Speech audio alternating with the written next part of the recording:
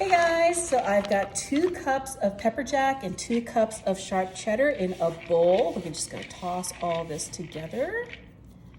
Next, I've got a whole tub of this whipped cream cheese. It's unflavored, but that's because we're gonna be adding a lot of flavors to this dip.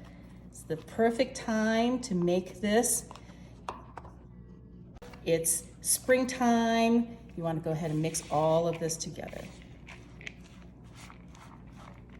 To that, we're adding an 8-ounce bottle of mayo. We're just gonna use the whole thing. It's 1 cup of mayo. Just go ahead and put that whole thing in. I love when I can get containers where it's the exact amount in the recipe, because then I can just throw the whole bottle away when I'm done instead of keeping part of it in the fridge. Then I've got a can of green chilies. This is the 4-ounce can. Just put the whole thing in. And these are 2 4-ounce jars of pimentos, which are roasted red peppers that have been chopped up. Add that right in there as well. Okay, now we're gonna spice it up. I've got half a teaspoon of onion powder. Just gonna sprinkle that over the top. And the same with garlic powder, half a teaspoon. To that, we're gonna be adding half a teaspoon of paprika. These are such easy measurements to remember. And half a teaspoon of Old Bay seasoning.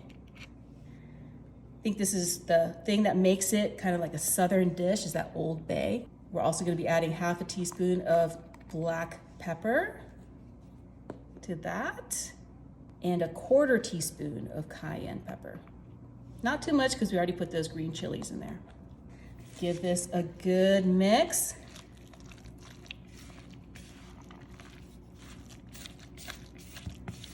This is such a great dip. You could use this and put it on crackers. You could put it on your chicken sandwich. You could put it on burgers. Basically, you know, if you want like a good southern retro cheesy topping for sandwiches, or even just a sandwich by itself. It's very, very good. Every time I make it, everybody asks me what I did to make it different, because usually it doesn't have the green chilies in there. So once this is all mixed together, put that into one ball like that. And then this goes in the fridge for about like 3 to 6 hours. So this has been in the fridge for about 6 hours. It's nice and cold.